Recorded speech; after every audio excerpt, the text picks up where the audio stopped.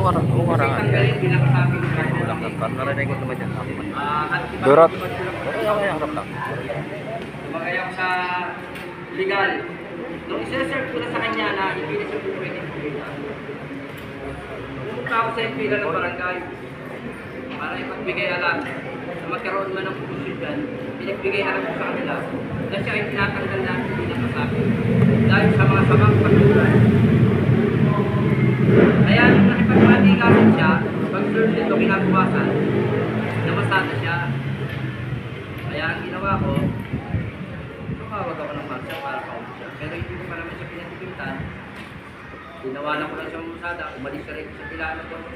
Bukas, pag namasada siya, titikita na siya at yung kasi nga hindi siya magpupo. Pero bago namin in-implement ko, binigyan namin siya ng maraming beses na pagkakataon para hindi siya matanggal bilang kasapi. Pero sa pananaw niya, lagi siya nagmamatigas at siya ang tama. Sa maraming pagkakataon, binigyan namin siya ng pagkakataon. Humingi siya ng dispensa, tanggapin niya yung pagkakamali niya, iukulong namin yung pagiging remove niya bilang kasapi. Pero hindi niya ginawa. Sa harap ni Kapitan, hindi siya hihingi ng paumanhin at dadalhin niya kung saan, haharapin niya kami. Sabi ko naman sa kanya, dito, kung ayaw mo ka akong pakinggan kung nagkakaali sa'yo, yung lahat ng gusto mo ay gawin mo at gagawin ko naman ako kung ano yung nararapat para sa'yo. Okay na. Pag-mating natin na. Kinabukasan, kagabi, pumunta ulit sa akin, ina-accept niya na yung pagkakamali niya. Ina-accept niya na yung pagkakamali niya. Kaya nagsabi ko nga ganito, kung magkasawag gado, lahat ko lang ka na nakukulit yung martilyo eh. Bakit kayo pahingi ng paumanhin? Kung kaya natapos na yung hiling natin kako, nung time na binibigyan kita ng pagkakataon, hindi isang beses, hindi dalawang beses, hindi tatlong beses, pati si Kapitan nakikiusap na sa kanya. Ang pinakamadabes na gawin, humingi ka na lang. Ayaw niya. Nagagalit pa siya. Wala siyang pinakikingay ko sa kanya. Kaya wala akong magagawa kung ayaw mo tanggapin. Diba ba ako mabing pa? Kasi nga kung paano magkakabalo ng isang kaso, kung hindi kaya mo disiplinahin kung magaya mo. Number 1 ka mo, isa ka na walang contribution dito sa total, pero walang tingin yung buwangan mo, kahit tutusa ka sa loob ka mo doon.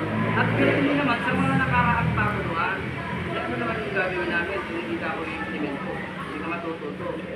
O balik tayo doon sa sinasabi ko kanina, sige kako, dahil in-implement ko kako yan, kasama ko kako ang board of director dyan, hindi po pwede ako dyan, nilagay namin sa legal. Mag-meeting ka ako sila, labas ako dyan. Ano man ang magiging decision mo. Sa pangalawang pagkakataon na hihingin mo. Sila na ang mag-decision. Kung ano yung decision nila, patawarin ka o hindi, i-implement ko lang. Kaya kanina, 11, nag-meeting sila. Sila ang mga board of directors. Tatanggapin ba nila yung kalilingan ni effort na patawarin siya at ibalik siya bilang kasapi. O hindi. Kaya ito, babasahin ko sa inyo lang ating advice para nakalaman nyo lang. Inig. Magandang nga po sa inyo lahat. Ito po yung napagpapalalaman ng board of directors. Pangalan ng Zabuga, ang Sekretary, Durayan, Niguan, kami po pangunawa ng Kasulturan,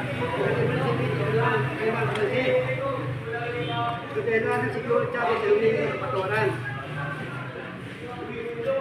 Kailangan pag-ibig sa kanya, kung pangunawa sa Kasulturan. Ngunit, nagpatundok po namin sa Kasulturan, ngunit nagpatundok namin ng pangunawa ng Kasulturan, na hindi namin tatagutin ng Pisares ang kanyang paghihin at hoy. Kailangan nagpapaloob ay kailangan mo. Kaya hindi mo kailangan magpaloob.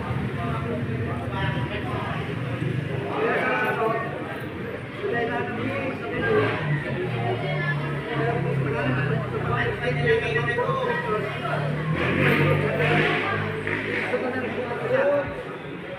Wala pang pagkakataon kung ano. Nalipin na po siya ng bilang sabi ng pera. Pero ako, tulad ko lang pera. Mga tuwid. Oh. Teka. Okay na.